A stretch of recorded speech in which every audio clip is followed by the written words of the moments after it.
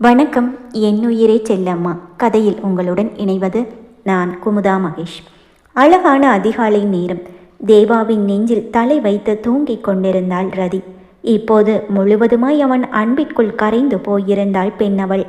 சூடான அவன் மூச்சு காற்று ரதியின் கன்னத்தில் படர அவன் அருகாமையும் அணைப்பும் எழுந்து கொள்ள மனமின்றி கலைந்த தூக்கத்தை விடாமல் கெட்டியாக பிடித்து கொண்டு மீண்டும் தூங்க முயற்சித்து கொண்டிருந்தாள். அந்த நேரம் அவள் ஃபோன் அடிக்க, யார் இந்த நேரத்தில்? அவன் கன்னத்தில் ஒரு சிறு முத்தம் பதித்துவிட்டு எழுவதற்குள் கால் கட்டானது. அடித்து ஓய்ந்து போன அலைபேசியை எடுத்து பார்த்தாள். திரையில் சந்திரமதி மேடம் என்று பெயர் ஒளிர்ந்திருக்க, மேடமா என்று அவள் யோசித்து கொண்டிருந்த அக்கணம் மீண்டும் அழைப்பு வந்தது. உடனே அழைப்பை ஏற்று பேசினாள். Madam, good morning. என்ன இவ்வளோ காலையிலேயே ஃபோன் பண்ணியிருக்கீங்க என்று அவள் கேட்கவும், குட் மார்னிங் ரதி, என்ன டிஸ்டர்ப் பண்ணிட்டேனா என்றார் சந்திரமதி. இல்லை மேடம், என்ன இவ்வளோ காலையிலேயே கூப்பிட்ருக்கீங்க, எதுவும் பிரச்சனை இல்லையே என்றவளின் குரலில் லேசாக பதட்டம் வந்து ஒட்டி கொள்ள அதை உணர்ந்த சந்திரமதியோ, பிரச்சனை எல்லாம் ஒன்றும் இல்லைம்மா, நான் உன்னை உடனே பார்க்கணும், 10 மணிக்கு ஹாஸ்பிட்டலுக்கு வரியா என்று கேட்கவும் ரதிக்கு ஒன்றுமே புரியவில்லை. மேடம், எதுக்குன்னு தெரிஞ்சுக்கலாமா என்று அவள் தயங்கியபடியே கேட்க, ஓ, என்னன்னு சொன்னாதான் என்னை பார்க்க வருவியா? நான் என்னோட பழைய ரதி ராஜன் பொண்ணுன்னு உன்னை நினச்சிட்டு பேசிட்டேன். சாரிம்மா, நீ இப்போ மிஸ்டர் தேவரூபன் பொண்டாட்டி இல்லை, அதை மறந்துட்டேன் பாரு என்று அவர் சொல்ல, என்ன மேடம் இப்படி சொல்றீங்க என்றவளின் குரல் தளர்ந்து போக, நான் ஒன்றும் தப்பா சொல்லலையேம்மா, நீ அந்த தேவரூபன் பொண்டாட்டி தானே என்று சந்திரமதி மீண்டும் சொல்ல, ஆமாம் மேடம், ஆனால் நான் ராஜன் பொண்ணு இல்லைன்னு ஆயிடாது, நான் இன்னும் பழைய ரதி தான். ஓகே மேடம், நான் வரேன், 10 மணிக்கு ஹாஸ்பிட்டலில் இருப்பேன் என்று ரதி சொல்ல, மிஸ் பண்ணாமல் வந்துடுவேல்ல? அவர் மீண்டும் ஒரு முறை உறுதிப்படுத்தி கொள்ள, கண்டிப்பாக டைமுக்கு வந்துடுவேன் மேடம் என்று சொல்லி அவள் ஃபோனை வைத்தாள்.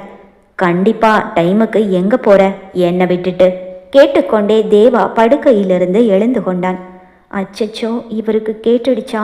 சந்திரமதி மேடம் கூப்பிடுறாங்கன்னு இவர்கிட்ட சொன்னால் அவங்கள பார்க்க போக வேண்டான்னு சொல்லுவார், வேற ஏதாவது சொல்லி சமாளிக்கணுமே என்று நினைத்த ரதி, அது என் ஃப்ரெண்டு இன்னைக்கு மீட் பண்ணலான்னு சொல்லி வர சொன்னா, அதான் கண்டிப்பாக டைமுக்கு வந்துடுவேன்னு அவகிட்ட சொல்லிட்டு இருந்தேன் என்று அவள் சொல்லி சமாளிக்க, ஓஹோ, ஃப்ரெண்டை எங்கே மீட் பண்ண போற என்று அவன் அடுத்த கேள்வியை கேட்க, என்ன பதில் சொல்வது என்று அவள் யோசிப்பதற்கு சில நொடிகள் தேவைப்பட்டது.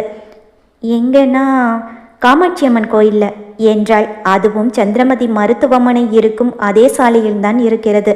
சட்டென்று கோயில் ஞாபகம் வர சொல்லிவிட்டாள். கோயில்லையா மீட் பண்ண போறீங்க? அவன் தன் புருவத்தை சுருக்கியபடியே கேட்க, ஆமாம் கோயில்ல தான்.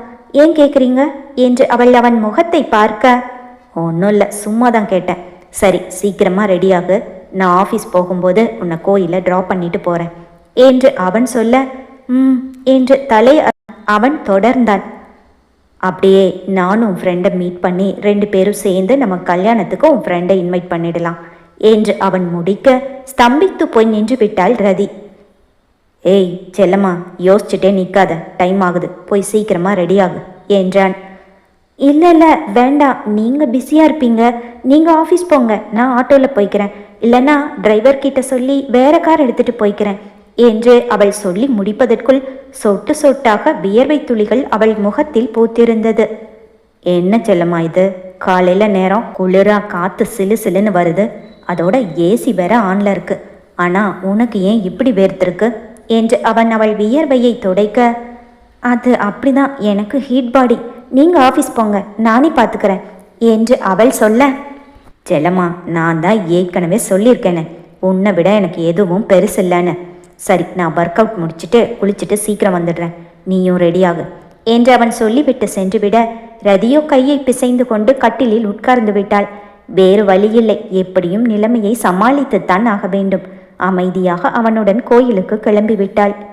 ரெடியா, கிளம்பலாமா தேவா கேட்க, போலாம் என்றாள். கோயிலுக்கு போறேன்னு சொன்ன, பூஜைக்கு எதுவும் எடுத்துட்டு வரலையா?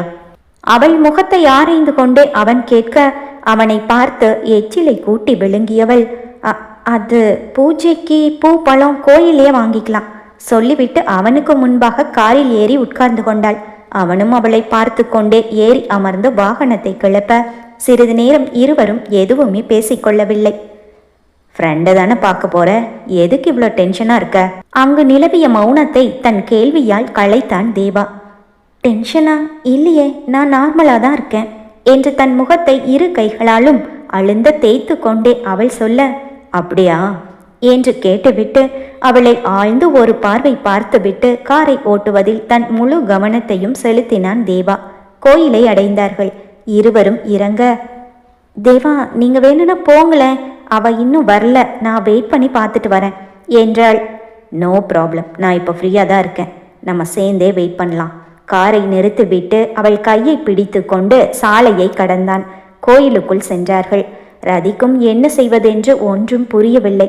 இருவரும் சென்று சாமி கும்பிட்டு விட்டு மண்டபத்தில் உட்கார்ந்து காத்திருக்க தேவா அடிக்கடி தன் கை கடிகாரத்தை பார்ப்பதும் ரதியை பார்ப்பதும் பின் கோயில் வாசலை பார்ப்பதுமாக இருந்தான். இப்படி பொய் சொல்வதற்கு டாக்டர் சந்திரமதியை பார்க்க போகிறேன் என்று சொல்லிவிடலாமா? இவரிடம் கெஞ்சியாவது அனுமதி வாங்கிக் கொள்ளலாம் என்று கூட தோன்றியது அவளுக்கு. ஆனால் சந்திரமதியின் பெயரை சொன்னாலே டென்ஷன் ஆகி விடுகிறானே. நீ எதுக்கு அவங்கள பார்க்கணும், வா வீட்டுக்கு போகலாம் என்று அழைத்து சென்று விட்டால் என்ன செய்வது? சந்திரமதி மேடம் வேறு நான் வருவேன் என்று எதிர்பார்த்து காத்திருப்பாரே. யோசனையுடன் திரும்பி தேவாவை பார்த்தாள் ரதி. அலுவலகத்திலிருந்து ஃபோன் வர பேசிக்கொண்டிருந்தான். ஃபோனை வைத்ததும், நீங்க கிளம்புங்க, அவ வர ரொம்ப டைம் ஆகும் போல இருக்கு. அவனை விரட்டுவதிலேயே குறியாக இருந்தாள். ரொம்ப டைம் ஆகுது, ஒரு வாட்டி கால் பண்ணிப்பாரு, உன் ஃப்ரெண்டு எங்க வந்துட்டு இருக்காங்கன்னு கேளு என்றான். சரி என்றவளுக்கு கண்ணை கட்டி கொண்டு வந்தது. எத்தனை போய் தான் சொல்வது? கால் பண்றேன் என்று மண்டபத்திலிருந்து எழுந்து சென்று வெளியில் நின்று கால் செய்யாமலேயே போனை காதில் வைத்து கொண்டு திரும்பி வந்தவள், ஃபோனே எடுக்கலங்க, டிராஃபிக்கில் மாட்டிட்டு இருக்காளோ என்னவோ, பரவாயில்ல நீங்கள் போங்க என்று அவள் சொல்ல, சரி எனக்கும் டைம் ஆகுது, நான் ஆஃபீஸ் கிளம்புறேன், மறக்காமல் உன் ஃப்ரெண்டை நம்ம மேரேஜுக்கு இன்வைட் பண்ணிடு என்று சொல்லிவிட்டு எழுந்து நடந்தான் தேவா. அப்பாடா என்று நெஞ்சில் கை வைத்து நிம்மதி பெருமூச்சு விட்டாள் ரதி. 2 நொடிகள்தான். போனவன் அப்படியே நின்றான். தலையை மட்டும் திருப்பி அவளை பார்த்தான். திரும்பவும் அவளிடம் நடந்து வந்தான். ஐயையோ, என்ன திரும்பவும் வராரு? வாய்க்குள் முணுமுணுத்து கொண்டாள் ரதி. செல்லம்மா அங்க பாரு, உன்னோட ஃப்ரெண்டு வந்துட்டாங்கன்னு நினைக்கிறேன் என்று அவன் கை காட்டிய இடத்தில் கோயில் வாயிலுக்கு அருகில் ஒரு பெண் யாரையோ தேடி கண்களை சுழல விட்டு கொண்டிருக்க, ஏன் ஃப்ரெண்டா எங்க?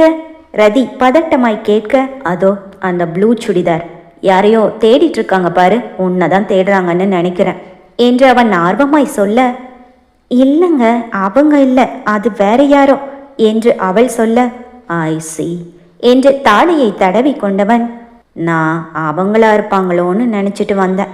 ஓகே பாய், மீட் பண்ணிட்டு சீக்கிரமா வீட்டுக்கு வந்துடு, இல்லைனா உன் ஃப்ரெண்டை மீட் பண்ணிட்டு எனக்கு கால் பண்ணு, நானே வந்து உன்னை பிக்கப் பண்ணிக்கிறேன் என்று அவன் கூற, வேண்டாங்க இங்கே தானே, நானே வீட்டுக்கு வந்துடுறேன் என்றாள் ரதி. சரி என்று சொல்லிவிட்டு தேவா கிளம்பிவிட அவனுக்கு தெரியாமல் அவன் பின்னாலேயே சென்றவள் அவன் கார் கிளம்புவதை கோயிலுக்குள் நின்று பார்த்து கொண்டிருந்தாள். கார் அவள் கண்ணை விட்டு மறைந்ததும் ஒரு பெரிய பெருமூச்சுடன், போயிட்டாரு, சீக்கிரமா போய் மேடமை பார்த்துட்டு வீட்டுக்கு போயிடணும் என்று சொல்லிக்கொண்டே வெளியில் வந்து கடிகாரத்தில் நேரத்தை பார்க்க மணி 10 ஆகியிருந்தது. கோயில் வாசலில் இருந்து அவள் செருப்பை தேடி அணிந்து கொண்டு தன் நடையின் வேகத்தை கூட்டி நடக்கத் தொடங்கினாள் ரதி. எட்டி பிடிக்கும் தூரத்தில் தான் மருத்துவமனை. வேகமாக நடந்தால் 5 நிமிடங்கள் கூட ஆகாது. மருத்துவமனைக்குள் நுழைந்தும் விட்டாள். மூச்சு வாங்கியது. நேராக டாக்டர் சந்திரமதியின் அறைக்கு சென்றாள். வெளியில் நோயாளிகள் யாரையும் காணவில்லை. பேஷண்ட்ஸ் யாருமே இல்லை. மேடம் இன்னைக்கு யாருக்கும் அப்பாயின்மெண்ட் கொடுக்கலையா என்ன? யோசித்தவாறே அவள் வர அறையில் ஜீவாவும் சந்திரமதியும் இருந்தார்கள். ஏதோ மருத்துவ உபகரணங்கள் வாங்குவதை பற்றி இருவரும் பேசிக் கொண்டிருந்தார்கள். ரதி அறைக்குள் வந்ததும் அவளை பார்த்து புன்னகைத்த டாக்டர் சந்திரமதி, பாரதி நல்லா இருக்கியா என்று கேட்க, நல்லா இருக்கேன் மேடம். ஜீவா எப்படி இருக்கீங்க என்று அவள் விசாரிக்க, நல்லா இருக்கேன் என்ற ஜீவா அவனும் அவளை பரஸ்பரம் நலம் விசாரித்து விட்டு யூ கேரி ஆன் என்று அறையில் இருந்து சென்று விட்டான். ரதி உட்காரு, உனக்காக தான் நான் வெயிட் பண்ணிட்டு இருந்தேன் என்று சந்திரமதி சொல்ல, மேடம், எதுக்கு என்ன அவ்வளோ அவசரமாக காலையிலேயே கால் பண்ணி வர சொன்னீங்க என்று அவள் கேட்க, இருமா சொல்கிறேன். என்ன நீ ரொம்ப டயர்டாக இருக்கிற மாதிரி இருக்கு, என்ன சாப்பிட்ற, ஹாட் ஆர் கோல்ட் என்று அவர் சாவகாசமாக கேட்க, மேடம் எனக்கு எதுவும் வேண்டாம், என்ன விஷயம்னு சொன்னீங்கன்னா நான் சீக்கிரமாக கிளம்பிடுவேன் என்று அவள் அவசரப்படுத்த, எழுந்து நின்ற சந்திரமதி தன் ஹேண்ட்பேக்கை எடுத்து தோளில் போட்டு கொண்டார். அப்போது அறையில் பணியில் இருந்த நர்ஸிடம் வேலைகளை சொல்லிவிட்டு, அப்பாயின்மெண்ட்ஸ் மதியத்துக்கு மேலே புக் பண்ணிடுங்க என்று சொல்லிவிட்டு ரதியிடம் திரும்பியவர், ரதி வா போலாம் என்று சொல்ல, வெளியே போகிறோமா மேடம், எங்க என்று அவள் புரியாமல் கேட்க, வா சொல்கிறேன் என்று அவள் கையை பிடித்து அழைத்து கொண்டு அவர் வெளியே நடக்க, ரதிக்கு என்ன நடக்கிறது என்று ஒன்றுமே புரியவில்லை. அவர் முகத்தை பார்த்து கொண்டே அவருடன் சேர்ந்து நடந்தாள். ஏறுமா என்று அவர் காரை காட்ட, மேடம் எங்க போறோம்னு சொல்லிட்டு கூட்டிட்டு போங்க என்று அவள் தவிப்பாய் சொல்ல, ஏறுமா போற வழியில சொல்றேன் என்று அவர் காரை காட்ட, அவரை யோசனையாய் பார்த்தபடி ரதி காரில் ஏற அவளை தொடர்ந்து சந்திரமதியும் ஏறிக்கொண்டாள். காரில் ஏறி உட்கார்ந்ததும் தான் கவனித்தாள் ரதி. இது அவளுக்கு மிகவும் பரிச்சயமான கார். காரை சுற்றி சுற்றி பார்த்தாள். சந்தேகமே இல்லை, அது தேவாவின் வண்டிதான். ஒரு நொடி அதிர்ந்து போய் அவள் சந்திரமதியை பார்க்க, அக்கணம் மேடம் போலாமா? ஓட்டுநர் இருக்கையில் இருந்து அவன் குரல் வந்தது கணீரென்று. ரதிக்கு தூக்கி வாரி போட்டது. அவள் தலையை நிமிர்த்தி பார்க்க ரியர் மிரரில் தெரிந்தான் தேவா. நெற்றியில் ஏற்றி விட்டிருந்த தன் கூலர்ஸை கண்ணுக்கு இறக்கி கொண்டவன் வாயில் சூயிங்கம்மை மென்று கொண்டிருக்க, ரதியோ அவனை அச்சத்தோடு பார்த்தாள். அவன் அவளை பார்த்து புன்னகைத்தான். மீண்டும் வியர்த்து விட்டது ரதிக்கு. கோயில்ல இருந்து கிளம்பி போனவரை இங்க எப்படி வந்தாரு? மேடம் ஏன் தேவா கார்ல என்ன ஏற சொன்னாங்க? அவங்களும் கூட வராங்க, எங்க? என்னதான் நடக்கிறது ஒன்றுமே புரியவில்லை ரதிக்கு. தலையே சுற்றியது. அவள் சந்திரமதியை பார்க்க, அவரோ போனில் ஜீவாவிடம் மீண்டும் மருத்துவ உபகரணங்கள் வாங்குவது தொடர்பாக பேச்சை தொடர்ந்து கொண்டிருக்க, பயத்தில் இதயம் தாறுமாறாக துடிக்க தொடங்கியது அவளுக்கு. அவள் மீண்டும் தேவாவை பார்க்க, அவனும் அவளை பார்த்தான். கண்ணாடியின் ஊடே கண்ணடித்து புன்னகைத்தான். கொஞ்சம் நிம்மதியாக இருந்தது ரதிக்கு. அவனுக்கு தன்மேல் கோபம் எதுவும் இல்லை என்பது புரிய நிம்மதி பெருமூச்சு விட்டு இதயத்தின் அதீத ஓட்டத்தை குறைத்து கொண்டாள். அவளுக்கு பக்கவாட்டில் சந்திரமதி, முன்னே தேவா. இருவரும் எதிரெதிர் துருவங்கள். ஒரே காரில் எப்படி? எங்கு செல்கிறோம்? இந்த கேள்விகள் அவள் மூளையை குடைந்து கொண்டிருக்க தலை வலிப்பது போல இருந்தது. தன் இரு கைகளாலும் தலையை தாங்கி உட்கார்ந்து கொண்டாள். என்ன, உன்னோட ஃப்ரெண்டை கல்யாணத்துக்கு இன்வைட் பண்ணியாச்சா? கார் கண்ணாடியில் அவளை பார்த்து கொண்டே கேட்டான் தேவா.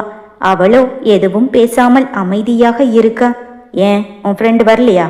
வேண்டுமென்றே குறுநகையுடன் அவளை சீண்டினான். அவளுக்கு புரிந்தது, உண்மை எல்லாமே தெரிந்து கொண்டு வேண்டுமென்றே விளையாடியிருக்கிறான் என்று. அவள் எதுவும் சொல்லாமல் வெளியில் தன் பார்வையை திருப்பிக் கொள்ள, என்ன பதிலையே காணோம், பொய் சொல்ற என்று சற்று கண்டிப்பான குரலில் சொல்ல, அவ்வளவு நேரம் அமைதியாக இருந்தவள் இப்போது சீறினாள். நீங்க மட்டும் என்ன, எதுக்கு இங்க வந்தீங்க? நம்ம இப்போ எங்க போறோம்?